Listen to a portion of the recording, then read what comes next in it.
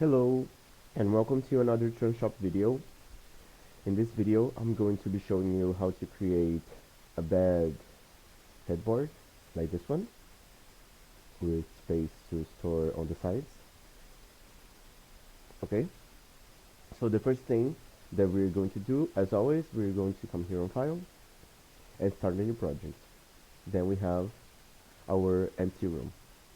Okay, now the dimensions that I chose for this project are 1400 for the width, 1100 for the depth, for the height, and 200 for the depth. Then we drag and drop. Okay, I'm going to put it all the way down. Then I'm going to put like 1000 millimeters here because it was before. Okay, I'm going to change the material here, so you're going to come here on the magnifying glass. You're going to type 25 on the thickness and search. The default material is this one. I'm just going to match it like this. And now let's start modifying this cabinet. First thing, I'm going to click here and click again so this appears, and I'm going to remove the left and the right for now. So we're going to have something like this. Okay, I'll add 2 vertical partitions because there's no need for me to put just one and have a deep cut here, because it will be too deep and not functional.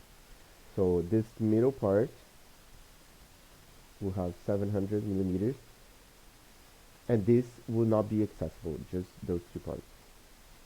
Okay, and on those 2 parts we're going to have 2 shelves on each, like this.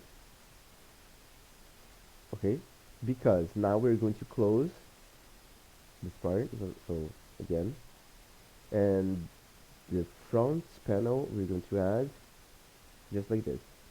It will come a little weird, like with those dents. We're going to fix this now.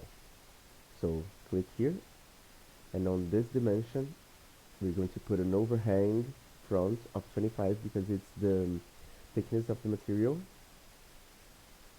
And now it's nice.